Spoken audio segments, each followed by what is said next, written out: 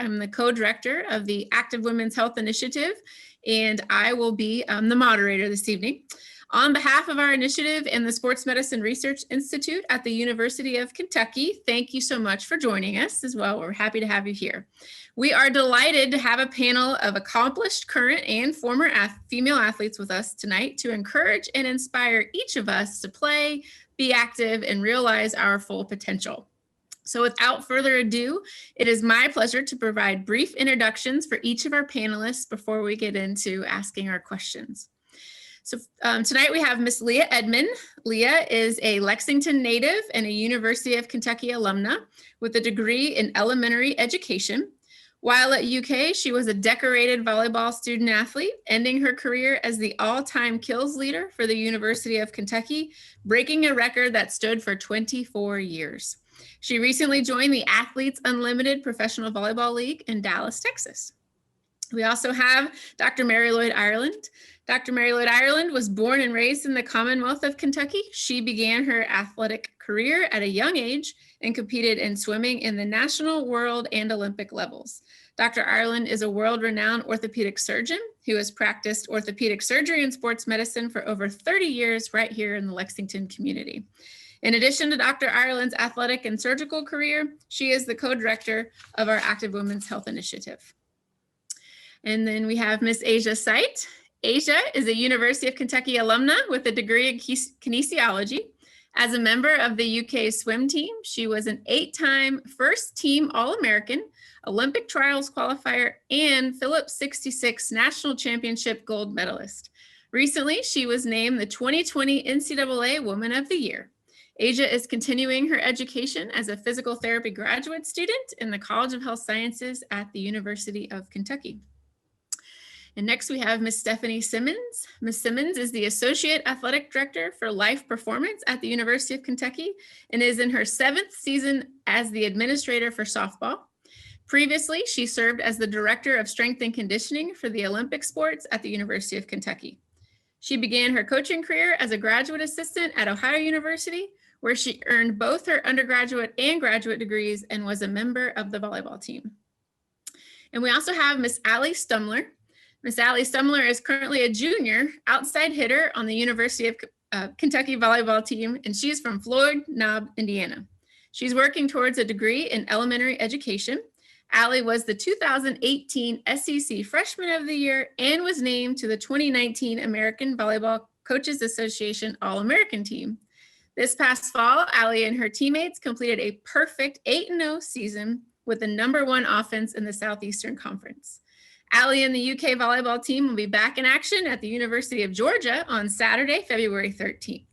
After graduation, Alli plans to pursue a master's degree and play volleyball wherever an opportunity arises. So thank you all very much for being with us tonight. We are excited to have you. We've got a series of questions we're going to talk through and love to hear your answers. Then we also have some questions that some of our Girls Can members have provided us as well. So let's go ahead and get started. If you wouldn't mind, can you please share with us your active story? Our audience of girls who are still writing their active story, if you can just tell us how you got excited about sports, how'd you get into them, what you've learned. Tell us your story. I'll start. There we go. Okay, perfect. I guess my story, I was born in the athletics. My dad coached athletics my entire life from football. And so from a young age, I was always exposed to that.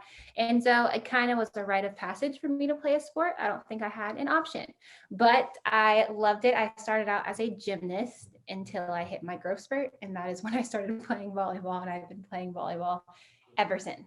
So I tried just about every single sport that a tall person can, and volleyball was my love. Awesome, thank you. Anyone else want to share their story? I was not born into an athletic family, but I begged my family that I could do things. I was very energetic as a child and enjoyed being outside, running, playing with neighbors who mostly were boys, climbing trees, learning how to jump. And I begged my parents to let me swim year round after doing summer swimming. So I did a lot of sports, and it really allowed me to use up that energy and learn how to compete. Anybody else? Yes. Stephanie? Dr. Island, much like you, I had a lot of energy, and my parents were like, we got enough of this. So they threw me into a bunch of stuff, and I ended up on a t-ball team. I was the only girl on the team, and found out I was really competitive, and they got a lot of energy out. So that's kind of how I ended up in sports.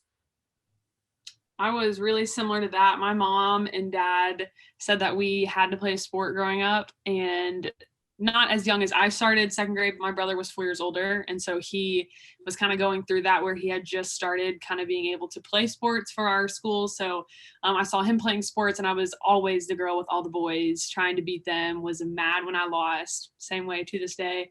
And so my parents actually met playing volleyball, and my cousin, she's 2 years older, and her mom was signing her up for like a local club team, little whatever, when I was 8.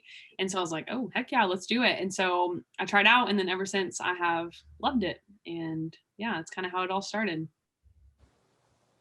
Yeah, and then mine's kind of like Alli's. I actually joined a bunch of sports just because, that's what my neighbors were doing. That's what my friends were doing.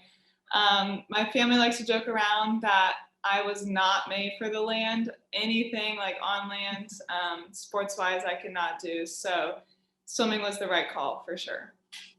You found your home in the swimming pool. Yeah. Awesome. Wonderful. As you all were making your journey and learning to play all these sports and having all these exposures, what did you learn about yourself?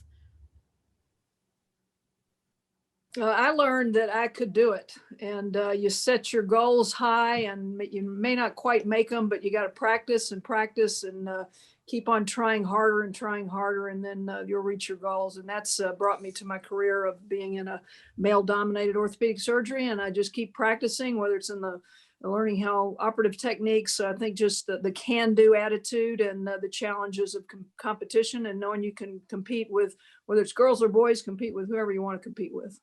Tee it up. Cool. I think I learned that I love to help people and work alongside other people. I don't think I would do very well if I was just doing a sport where it was just myself. I love to have and incorporate other people into that. As I get older, I get to give private lessons and coach teams and do summer camps and all that. And the more I do those, the more I realize that I'm so passionate about that. That's why I love doing stuff like this and helping younger generations. That's why I want to be a teacher. I just think that stuff kind of fires me up. And without volleyball, I'm not sure that I would have come to realize that, or what path would have taken me down that road. But I just love helping others and helping them realize what their passions are too. And thankfully this sport has really helped me do that and work alongside some really awesome people. What is your favorite part about being active? And this might have changed as you started early in your lives, and you've all had long storied careers. So what have been your favorite parts? And maybe that's been different across the lifespan so far. I like feeling strong. I guess that was like my favorite thing, is just like I felt like I was powerful. I feel like women were not seen as supposed to be big and muscular and strong. And that was something I struggled with in the beginning. But once I realized that was like a good thing, I was like, ooh, I'm strong. And I can do this and I can do that because I'm so strong. And so that was really exciting. Like when I got to college and I started like really, really lifting weights, and I got like really strong, and I was like, oh my goodness, this is great. I can do things that other people can. I can sometimes beat the boys too, which was even better. Awesome. Thank you for saying that, Leah. I just appreciate that, being a former strength and conditioning coach. I love that. Love that. And that, that is one of the things I think just carries on throughout the course of a person's life, especially as a young girl, just being strong and powerful, and knowing that, your body is something that is really going to help you through the course of your life. And kind of being on the other side of athletics, I think one of the bigger struggles I had is that, once I stepped away from athletics and how hard I worked, I really struggled with the transition of just kind of exercising to where I didn't like train myself to complete failure and fatigue every single time. So like living in this healthy lifestyle space, sport has definitely helped me with that. So, now I will spin or do some yoga, some meditation, walks, and it doesn't have to be really hard, but just now sports set me up for a foundation for a healthy lifestyle. I think we do have to transition from being an athlete and competing and thinking, hey, I have to win this race, to being somebody that has good self-awareness and good self-esteem because of, the body that you've built, and you take care of your body, whether it's what you're eating or doing or meditating. And there is a switch as we get a little older. Maybe these younger people don't quite trust us, but trust us, it'll happen in a good way. Yeah, I'm kind of going through that transition right now. I just finished swimming back in the summer. So, I'm in the transition of, I don't have to be in the pool for 4 hours a day, and I don't have to get up at 5 a.m. And you develop that mental toughness, and you're like, you have a routine and you want to stick to it and keep going. But I'm learning that it's okay, that I don't have to, go all out and explore new, exciting things in life that I've never tried before. So it's fun. I don't know. I wouldn't say fun. It's a fun transition, but it's definitely a new beginning for sure.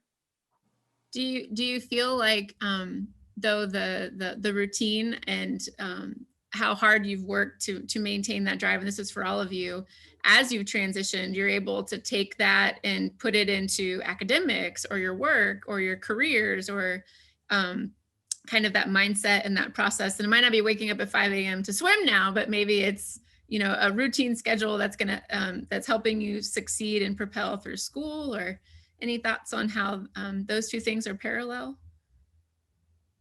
I think they really go hand in hand. And in high school and before that, like, obviously we were athletes still then, but whenever you get to college, it's just a whole different level. You really have to work alongside, academic advisors and your teachers and different people who really have to help you. And I think it really, I don't know, it's hard. There's so many things, so many reasons that it goes hand in hand. But I think the biggest one is just that you have to be so driven on the court to be successful. And whenever you get to college, like I said, it's a huge step up in schoolwork. I know it was for me. My high school really challenged me, but college, you have to get your study hall hours and you have to get all these other requirements. And so you really have to be just as driven off the court as you are on the court. And I think it sets you up for great success, because if you're not driven on the court, well, you're not going to play, you're not going to perform well, you're not going to do all those things. And obviously we're all competitive. That's why we're here. And so that competitive nature, I think, goes straight into schoolwork, into future jobs, whatever it may be. What is something in your life that you were able to do because you were active or played sports? I think I got to touch more people. I don't know how to say that. And my reach. So I think that if I didn't play sports, and especially if I didn't go to Kentucky being from Lexington, I don't think I would have reached as many people. And I don't think I would have made as much as an impact. And I'm seeing that now after the fact that I'm not playing here anymore. When people reach out to me about volleyball now and seeing how many girls in Lexington play volleyball, that really touched me. And that really kind of hit me okay, that was a big deal. When I was in college, I was like, oh, it's whatever. I'm from Lexington. But now after the fact, looking back at that and looking at how much Lexington has changed volleyball wise, I see that. I think I became an orthopedic surgeon because I was an athlete and knew I could compete. And if somebody told me no, that would make me even more determined. So I think it's more of a determination and focus on what you really want to do. And if there are barriers or somebody says you can't do it, or, you don't get in a school that you need to do, try again and keep on coming back. So I think it's a can-do attitude, and don't let anybody tell you no. Any really cool places you've been able to travel, or people you've been able to meet, or things you've been able to see along your journeys? Yeah, swimming gave me the opportunity to travel, and I think that's one of the coolest side gigs of it all. I've been to Europe and Asia, and I think just being able to experience different cultures and diving yourself into something that you've never experienced before, it's super cool. Yeah, I think for me, my entire career has revolved around athletics. So my job and my livelihood, and I've held lots of different roles inside of athletics. And, without sport, I wouldn't have the career that I certainly have, and Dr. Island, I can certainly relate to the male dominated field, because in strength and conditioning, a lot of times I was the only, and you kind of get used to that. And sports certainly gave me the confidence. And, thankfully I was on a really good team that embraced that. We all worked really hard together as a team and they lifted me up, but it was, sport that really gave me the foundation to know that I could do it. And I'm very thankful for the lessons that it's taught me in my career. And I've had a great opportunity to travel a lot of places. I was one of the docs at the Olympics in Barcelona in '92 and got to work with the women's soccer team.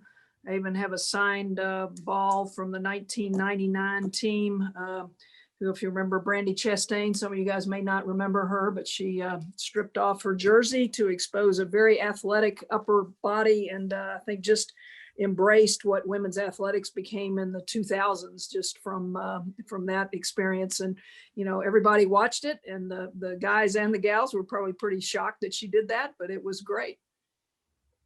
That's a defining moment in sports. I remember that. Great. So what would you say to any girls that are listening today or in the future who are thinking to themselves, I'm not an athlete? What words of wisdom or what knowledge would you want to impart with them? I would say only that you can define that. I think a lot of stuff in society, people can try to put labels, names on you, what you are, what you aren't. And it's really easy, especially as a female, to listen to those, take those to heart. I'm a very sentimental, sensitive person. And so everything it's something you have to work on as you get older. But every little name or what label really, it doesn't define you. As hard as that, as easy as it is to say, it's very hard to actually do and put into action. But I would just say to everyone out there who has maybe heard, oh, you're not athletic, or you're not good at this sport, you're not that good at that sport. Only you define that. The work you put in, the hours you spend, sleep matters, nutrition matters, all those things that go into sports, you can completely control how much time you put into it. Obviously, you have to get a ride to the gym and stuff like that, but you can control what you put into your body, how many hours of sleep, how much water, those things. So it's really the identity that you want for yourself. You can completely control that. And I think that's awesome. And as a woman and as someone in sports and athletics, that's really cool that we can take that into the palm of our hands and do what we want with that. Sleep is important. Sleep and nutrition. Thank you, Miss Alli. And I think kind of going off of what Alli was saying, what you believe in your self-confidence is so important, but also there's going to be that outside noise, and that's for sure. And I think one of the coolest things I got to experience in college was surrounding myself with empowered female athletes. So I swam for the University of Kentucky, and right before our season started was when volleyball was going on. And so to see them absolutely demolishing the SEC and doing so well, and it's so inspiring for us. So I think surrounding yourself with such great people is another reason to be I am such a great athlete. I can surround myself with good athletes, and it builds on from there. Yeah, I agree with exactly what you guys are saying. And when a person thinks that they can't, or they start to define that, that's already a limit in your mind. And I think that that's the power of sport, is that it really pushes you past limits in your mind that you don't even realize you even had. And so reaching past those limits of those definitions and finding that identity for yourself, it's just so powerful. When I was in high school, a good friend of mine was the editor of the school yearbook, and my motto was, in order to hit the mark, one must aim a little above it. I didn't quite understand what that meant, but I kind of have lived my life that way. So she kind of nailed it. And I think, if somebody labels you a certain noun, it may be in a bad way or a good way. I mean, you define who you are, and are you an athlete? Are you active? I don't think you should be pushing a quarter and not be active because you're saying you're not an athlete, you're not coordinated. And so I think the person should have others around them that encourage them to be active and go through if somebody calls you something. So, I was an athlete. I guess I still think I am, but I'm more an active adult now. So you've all had some wonderful careers. What is one of your most favorite sport memories of all time? Top one. Oh, I got one. Yeah. My senior year, Florida. Allie's gonna remember this one. We were on the brink of like, if we lost that game, we probably wouldn't have won the SEC. And that game was just everything to me. Like, I've played Florida for 4 years. That was my 4th time. Like, we knew it was going to be a big game. But the fact that we were down by like an amount that like people usually don't come back by, and that people on our team went past what we thought they were capable of. Like, I know our middle, most of the times your middles aren't known for digging balls, but our starting middle had one of the best digs we've probably ever seen her do, and she saved the game. And so I think our team kind of like pushed our limits. We pushed what everybody expected, past what everybody expected us to do, and then we came out with the win. And it was probably, anytime anyone ever asked me about a game, that's that game, because there was just so much emotion. And if anyone's seen me play, I am very emotion filled, so I thrive off of the game like that. So that was definitely one of my favorite moments. Awesome. Anybody else have any top favorite moment of all time? Asia, come on. It's hard to pick. There's so many from the team. I don't know. I would say one of my favorite, being involved in college athletics, it's completely different from anything I've ever experienced. And I didn't know that, coming out of high school. Kind of just thought it was going to be, another 4 years of what I've been doing. But having this team aspect and wanting to win for a team is so important. And so I think one of my favorite memories is we were at the University of Louisville my sophomore year, and we hadn't beaten Louisville, I think it was like 9 or 10 years. And it came down to the last race, the last relay.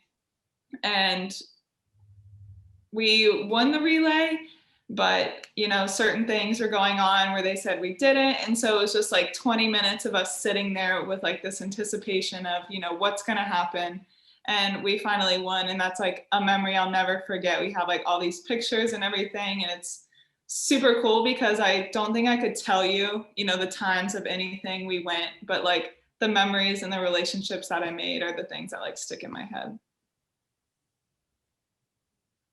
Lots of team-oriented memories. Yeah. I think one trip that really stands out to me is Leah was there whenever we got to go to Brazil. I think it was 2 summers ago, maybe 3. Every 4 years, our team gets to take an international trip. So before that was China, and then we got to go to Brazil.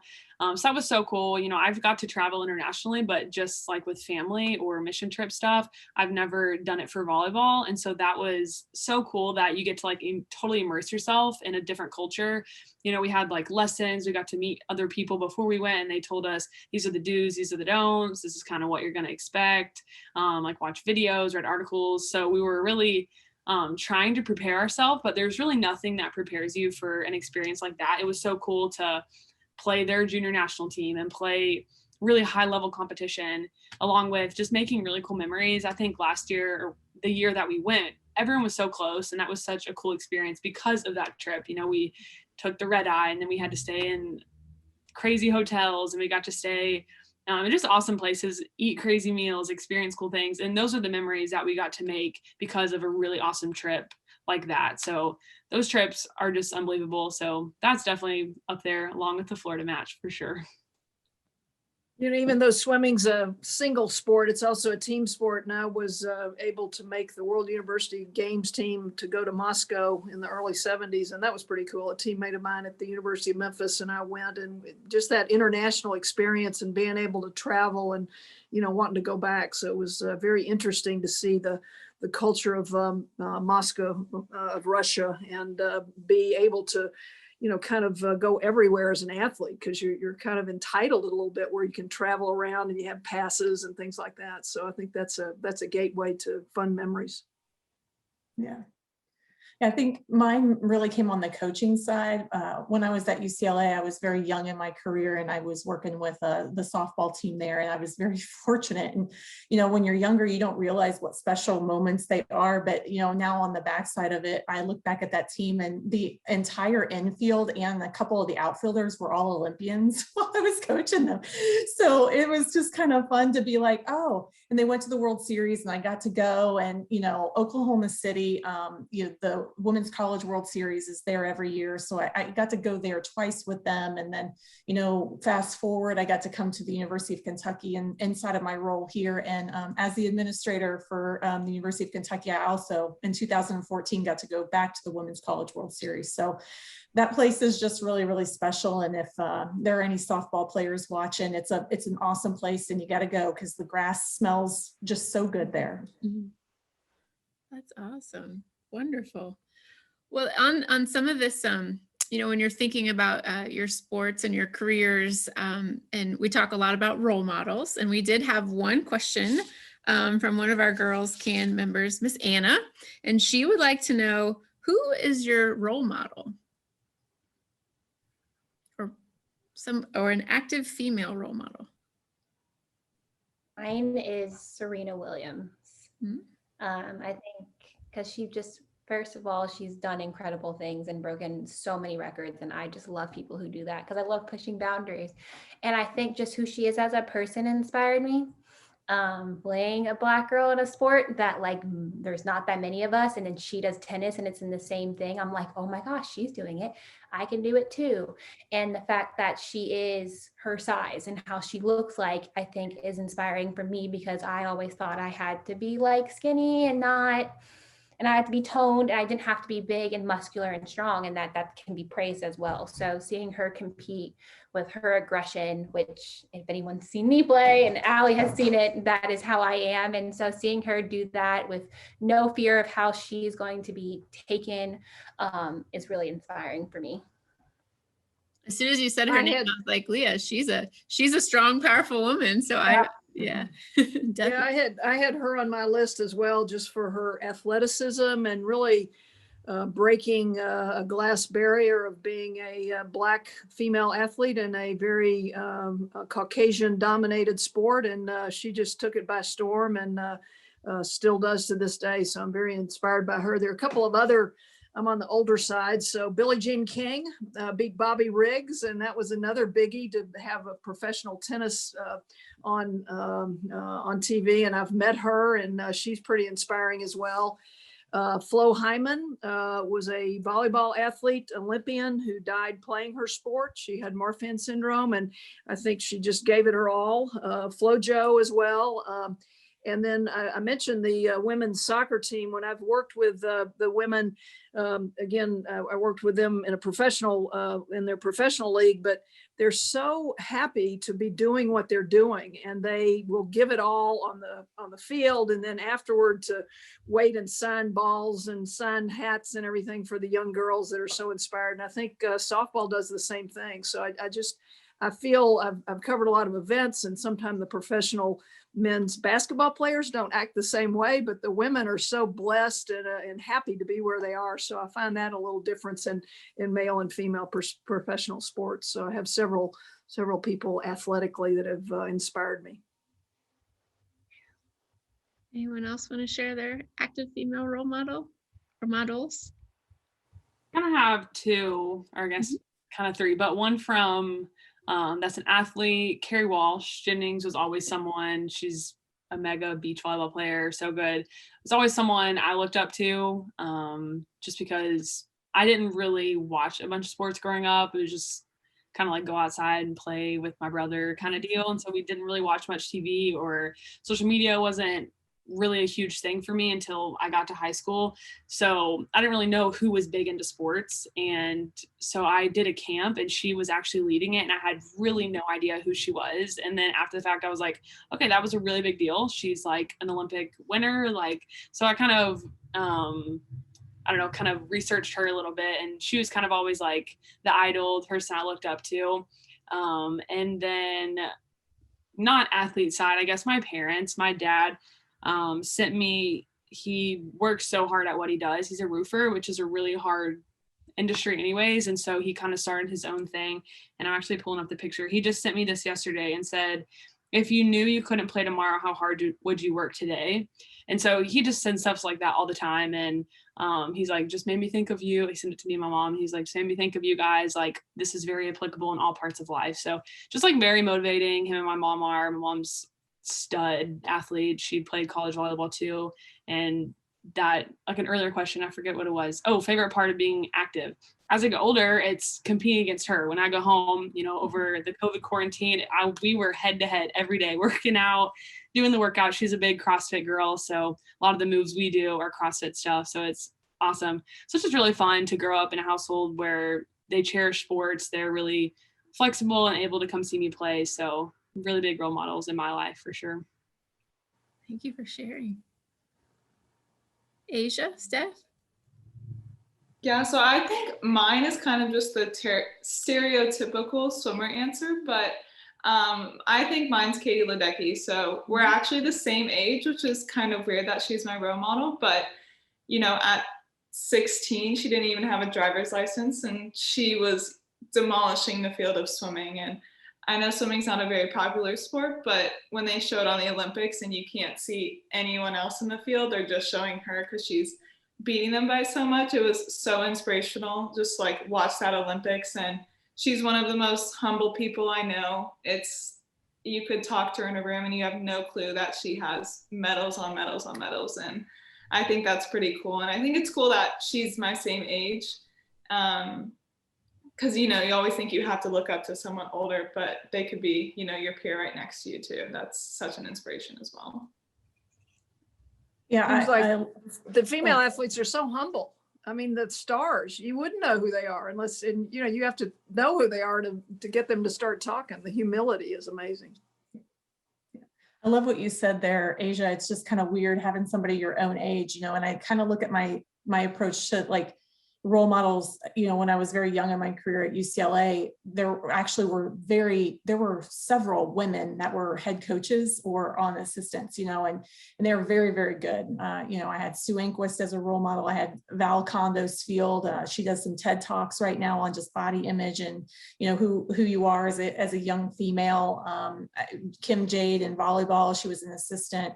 Gosh, I had Kathy Olivier, and Jill Ellis. Mary, you probably, or Dr. Ireland, you probably know Jill really well. And I was just fortunate to really work with them. And then I role reverse that. And I think about all the student athletes that I was able to work with and coach. And now some of them are coaches, and what they do with their lives and how they've grown into women, and they've used the sport as a springboard. So, you know, my role models are kind of those that were before me and then those that are kind of after. And, you know, I think it's important as young female athletes to always know that even people that might be older than you are looking back and looking at your life and your pathway and just knowing, man, that's just awesome that you guys are taking those opportunities. So it's really cool. Awesome. Thank you very much for sharing. Miss Anna would also like to know, what is the toughest challenge you have faced in your athletic careers?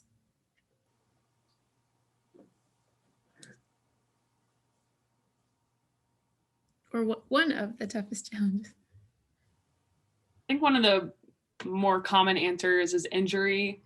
It's not even actually volleyball related, but my senior year, I played basketball all growing up. And then my freshman year of high school, I was like, okay, I'm going to focus on volleyball. That's kind of a big recruiting year, I guess. And so I was like, all right, I'm just going to focus on volleyball, commit, and then we'll see what happens with basketball. My uncle was the coach, and my older cousin, who actually got me into volleyball, was on the team. It was her dad. And so I didn't play freshman year. And then he was like, all right, I think you need to play. And then I actually just committed my sophomore year. So I decided to start playing again. And then I was really close to reaching 1,000 points my senior year. And it was really tough, obviously being a two-sport athlete. I'm sure most of you guys played multiple sports. And so just like bouncing back from club practice to basketball, and then I'd sprint to, you know, basketball games right after club practice and all that. So keeping up with school, that stuff's really hard. And then like, I think the week before I was doing the calculations of when I was going to get my 1,000th point, and I like sprained my ankle really bad. And so that was super devastating. I was just remember like bawling. My mom was bawling with me because it's just really tough. Like volleyball has just really been everything, and to kind of like step back and put things into a different sport. And like, I worked really hard to be really good at it because it just didn't come always naturally. And so, and then to just kind of like get taken away. I was at the doctor, you know, did the whole MRI thing, and he was like, it is not looking good. I'm going to be honest with you. And I was like, no, like this is going to be good. I am going to do this. And so we were like, all right, can you just like say I'm fine, because I had to get a note before my trainer would let me play.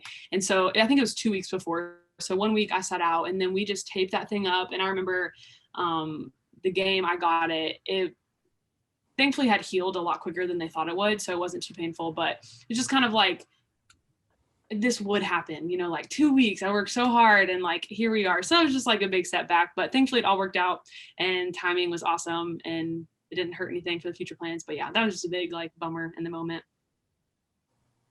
Injury is a big one for some people to overcome. Anyone else? I think mine was being told no when I was 15. They discovered I had a congenital back problem called spondylolisthesis, and the pediatrician said, "You don't need to do sports. You just forget it." So anyway, I had surgery, and I did a few sports after that. So field hockey, basketball, track, and swimming, and also being told no.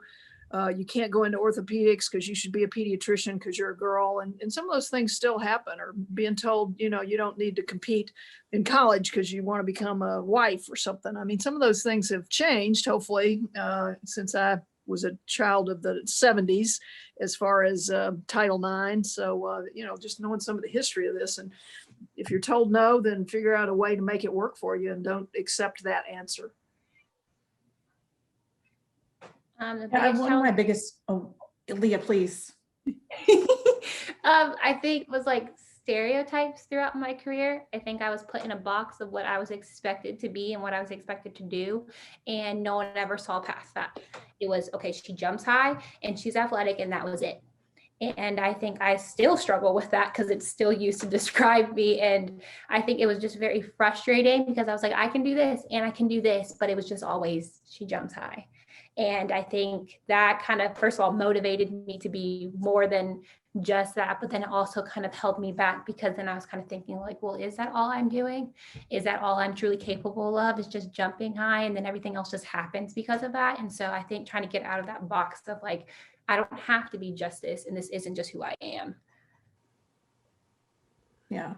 My freshman year in college, and that's such a big transitional point. I mean, you're moving from your parents and you're like thrust into this environment. And my roommate, who was also my teammate, her older sister was killed in a tragic accident.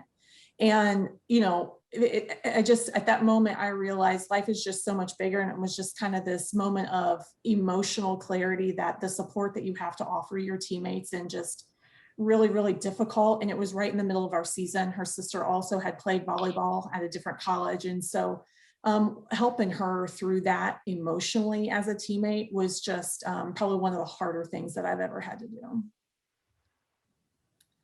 And then I would say mine wasn't like a specific moment. It was more of a buildup. That was probably my biggest challenge, because it was a 2-month buildup to just being completely burnt out from the sport. And I think burnout is becoming a bigger issue as girls, specify to one sport younger and younger. And I had to take like a 2-month break from swimming, just like reevaluate, because you're so caught up in it sometimes. You're like, I have to do well, I have to succeed, I have to win, I want to prove to my coaches, my parents, my teammates, I have all these people that you're trying to like work for in yourself. And so it's so easy to get caught up, and I had to stop and reflect and be like, sports aren't the end all of everything. There's so much more to life than just sports. And so I think it's important.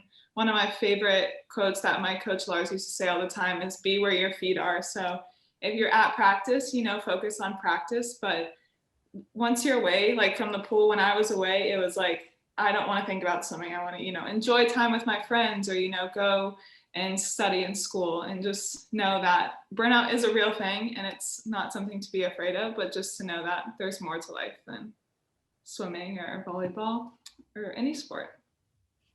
And you should speak up about that, because I think sometimes we get so driven that you just get further and farther in the burnout hole, and it's hard to come up for air. Certainly. That's a wonderful quote. Thank you for sharing that. Be where your feet are. Very nice. So we have a few what I consider fun questions, but one, Miss Grace asked, what is your favorite color? Got to be blue. I was going to say, other than Kentucky blue. Mine's purple. Purple, me too. I'm gonna go with the white to even out the blue. There you go. Blue and white. Awesome. And have you ever, so you all have mentioned this a little bit, but we've talked about really finding and specializing our sports as you've in your careers, but did you have like another favorite? So Alli, you talked about basketball, but before you moved into the sport that you've either participated in college or have continued on in your careers, did you have another favorite that you kind of like to dabble in a little bit? Mine was always basketball. Basketball, volleyball, Yeah. swimming and volleyball. Oh, that's good. That's good. And my question for you all is, what is one sport you would love to do that you've never tried? I think gymnastics. That does not fit my body build. I am well aware, like Leah said, that is not who we are, but we share the same gym. We both compete in Memorial Coliseum. And so their mats, their beams, bars, everything's always set up. And I'm like, that looks like a ton of fun. I'd probably get hurt. It would be a disaster, but I think it'd be really fun to try. I'm with you. I love watching. I'm like, I could never, but it looks really fun just to flip one time, you know? Yes, yeah, it's fun to watch. Into the pit though. I would need to land Into the pit. Any other sports anyone's really If wants to try? If I was still a little more compact, I would have definitely gone back to gymnastics. But with my height, I wish I would have like tried swimming more. That was one of the sports that I tried. Like I learned how to swim. I had a mean freestyle when I was 8 years old, but I just never really kind of like finished it. And so I kind of wish I kind of saw where that went, because that would have been interesting. You can always go back to swimming. You may not be able to go back to gymnastics, but you can always swim. For sure. I was going to say, I work with Dr. Ireland a lot, and she reminds me swimming is a lifetime sport. And so you can swim all across the lifespan in swimming. That's right. I think it'd be kind of cool to be a cyclist outdoor, like do French, go just because you see a lot of nature, and you have to be very fit and have great legs. I hate being cold, but those speed skaters, they go back and forth. I'm like, that would be cool. And I used to have really strong legs. I'm like, I might have been able to do that. So Mine's fast. kind of on the line of stuff. It's like I went skiing for the first time a couple weeks ago. I'm absolutely terrible, but like watching these like 5-year-old kids like zoom by me, I'm like, that's something I really wish I could do. Like that would be pretty cool. Any winter sport, honestly. Skiing, that's fun. Unfortunately, the time to learn how is when you're 5, when you're fearless. You go down. Yeah. Right.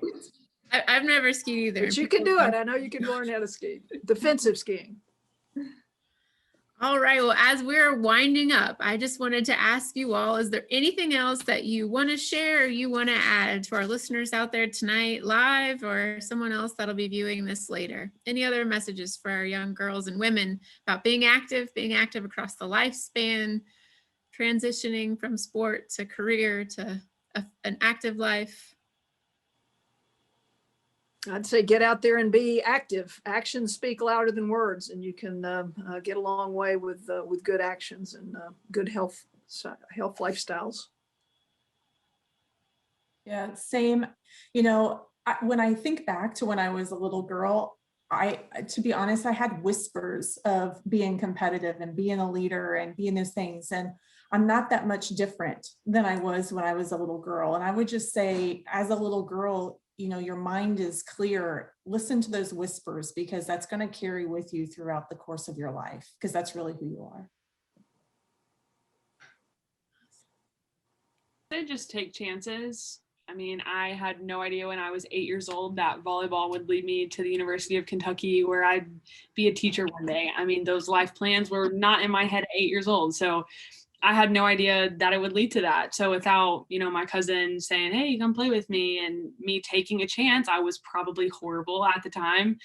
Same with basketball, I'm sure with everyone else. When you first start, you're not always the best, but as if you love something and you really have desires to be really good, just like Dr. Ireland said, you know, put in the work and don't be afraid to have really big dreams, because even if you fall short, you're still gonna fall short maybe by a little, and you're still going to reach awesome and new heights. So be courageous and go do whatever you desire to do. I think I would say to be yourself. Everyone has a role on your team, so don't try to fit into someone else's role. I learned that I am very aggressive and outgoing and very boisterous on the court, and I owned up to that, and I was fully myself. And if you're a little quieter, that's fine. You have a role in your team. You being that way, you're there for a reason. And so I don't try to conform to be something that you're not or someone else because you think that's what the team needs. You are your happiest when you're being yourself.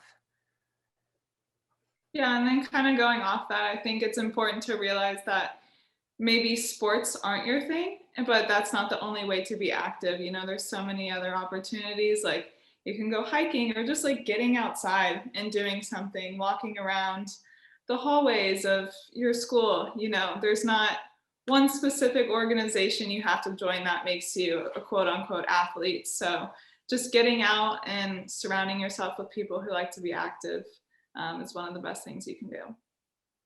Your body.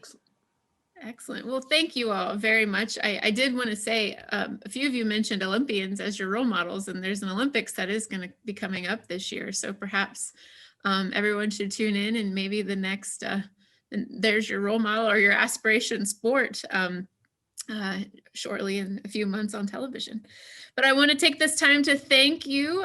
Thank you, our panelists, for taking the time to share your active stories with us tonight. Our audience, thank you to you all on Facebook Live. I hope that you enjoyed our conversation, and I hope you really enjoyed meeting these wonderful women and learning about their amazing stories.